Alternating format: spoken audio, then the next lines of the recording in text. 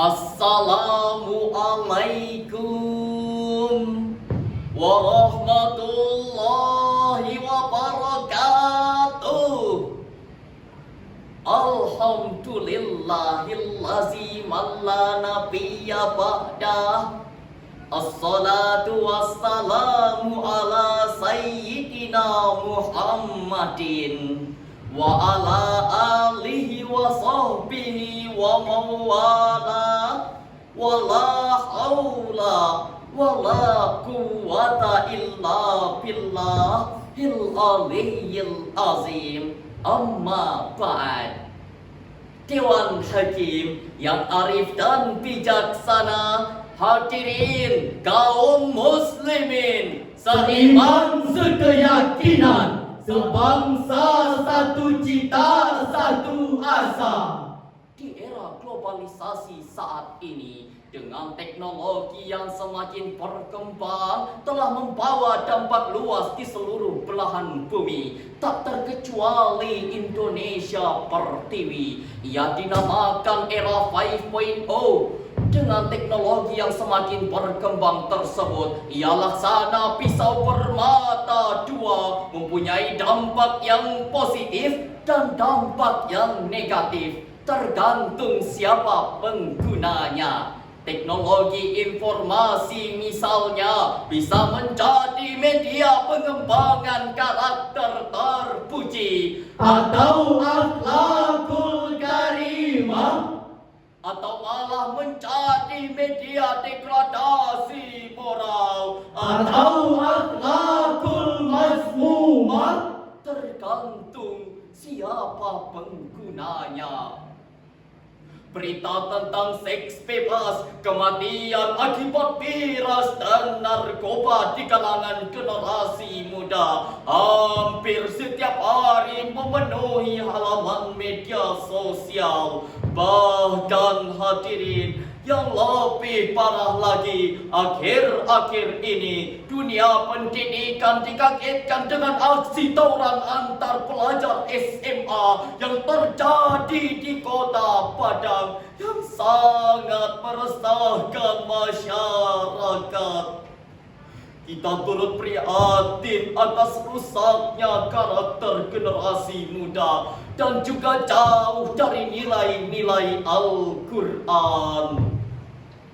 Oleh karena itu hadirin, dalam kesempatan yang penuh ukhuwah ini, kami bertiga akan menyampaikan syarahan Al-Quran dengan judul Membangun Peranan Generasi Muda di Era 5.0 melalui konsep pendidikan karakter berbasis Al-Quran. Sebagai rujukan, Al-Quran Surah Sad ayat 29 sebagai berikut. A'udzu billahi minasy syaithanir rajim.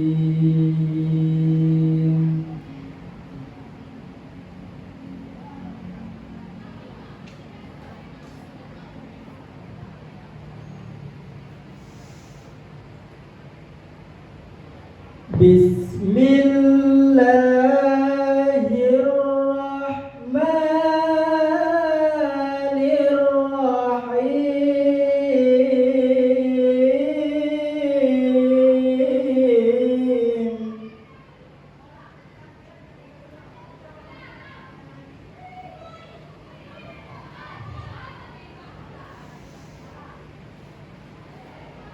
Kitabun anzalnahu ilaika mubarakun liyadabbaru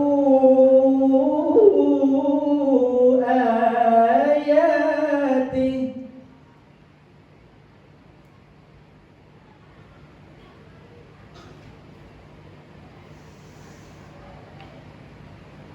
Liyadabbaru ayatihi wa liyatadakkaru ulul albab.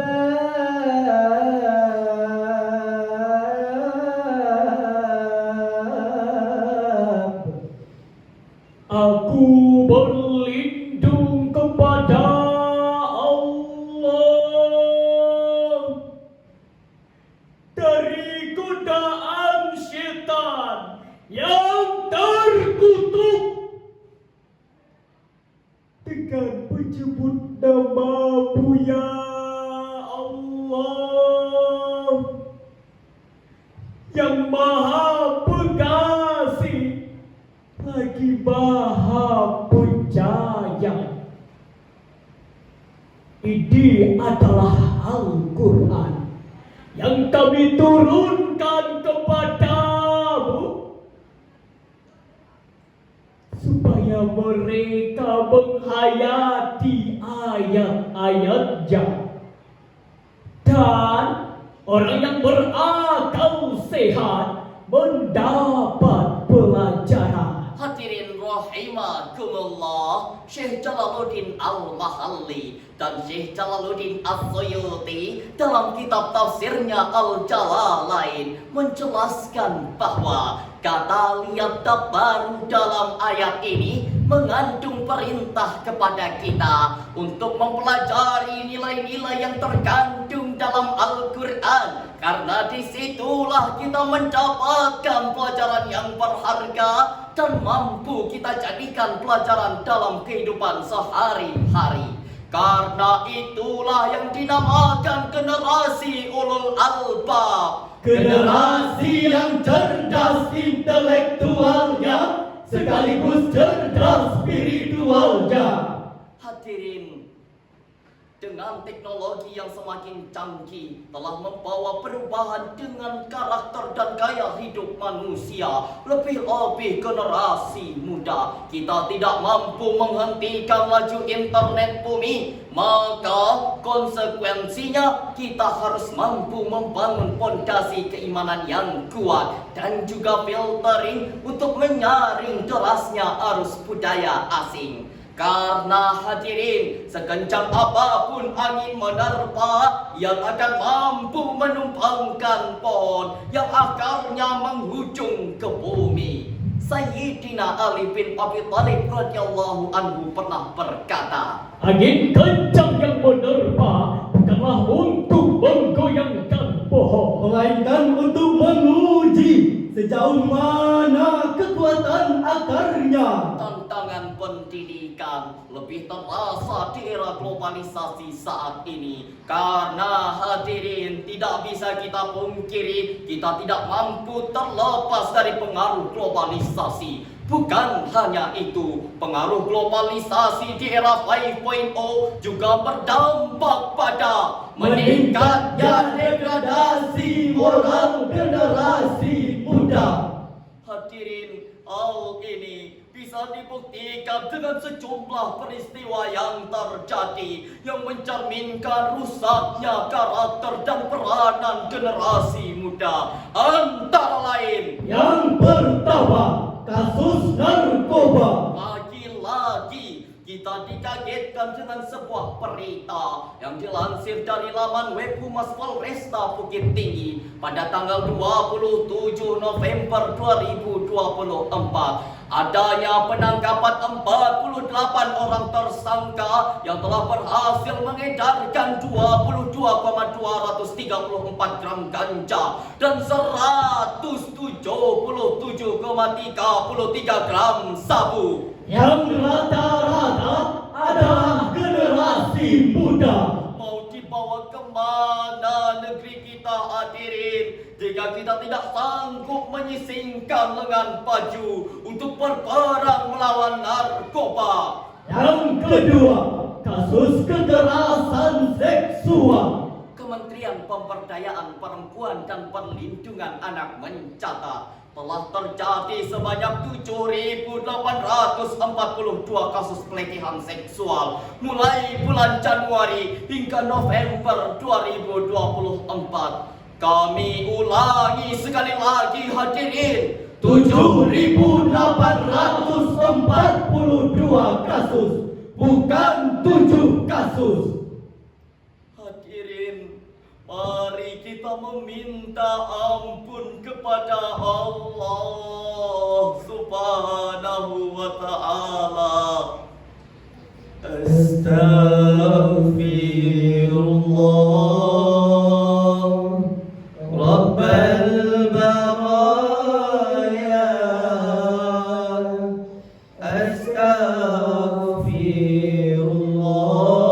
Astaghfirullah minal khataya. Hadirin, mari kita belajar dari sejarah Siapa yang tidak tahu dengan tembok besar Cina? Salah satu situs keajaiban dunia yang sampai saat ini berdiri kokoh melewati banyak generasi zaman. Cina zaman kuno, ketika mereka ingin hidup dengan aman, mereka membangun tembok tersebut. Memang tembok tersebut sangatlah kokoh, bisa dibuktikan dalam berbagai macam perang. Ia tidak mampu ditembus oleh musuh. Namun hadirin, siapa sangka setelah beratus tahun kemudian tembok tersebut mampu ditembus oleh musuh dengan cara menyogok penjaganya. Cina saat itu disibukkan dengan pembangunan tembok besarnya. Tapi mereka lupa membangun karakter manusianya. Hadirin, lantas muncullah sebuah pertanyaan besar. Apa yang harus kita lakukan untuk menjaga peranan generasi muda untuk dari rusaknya karakter perusak masa depan bangsa? Jawabannya, mari kita simak firman Allah sekali lagi dalam surah Al-Ahzab ayat 21 sebagai berikut. Laqad kana lakum fi rasulillahi uswatun hasanatun liman kana yarjullah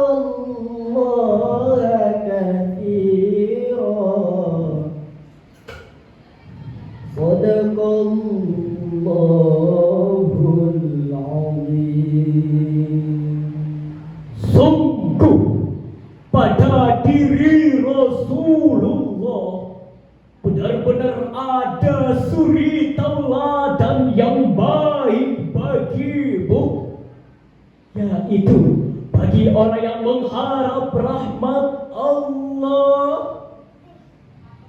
dan menunggu kedatangan hari kiamat, serta yang paling banyak pujian Allah.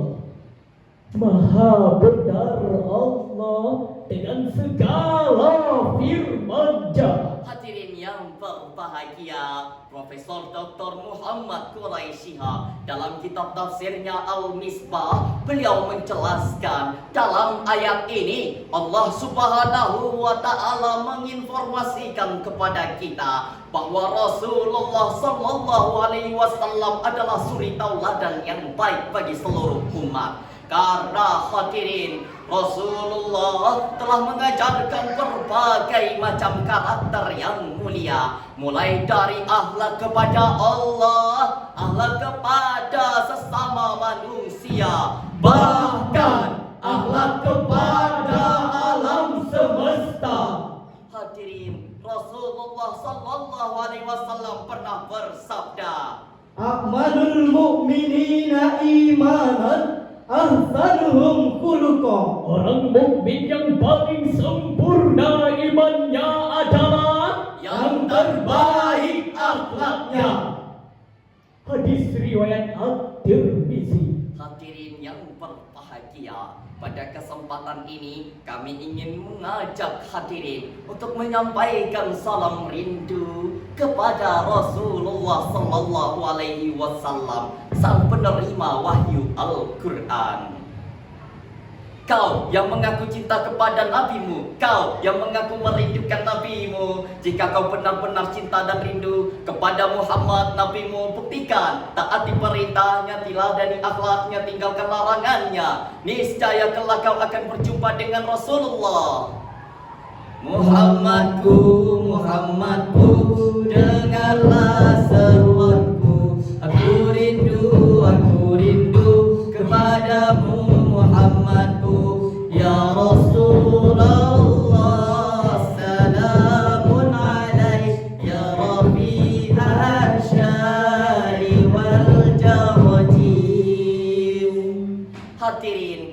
beberapa hal yang harus kita lakukan untuk membangun peranan generasi muda. Antara lain, Yang pertama, menanamkan nilai-nilai agama melalui pembiasaan serta keteladanan. Yang kedua, menciptakan lingkungan yang religius baik melalui bahan bacaan, tontonan dan komunitas pergaulan. jika hal itu telah kita terapkan, maka hadirin, peranan generasi muda akan mampu menghasilkan hal-hal baru yang positif dan mampu bersaing di kancah global. Maju, bermutu dan mendunia.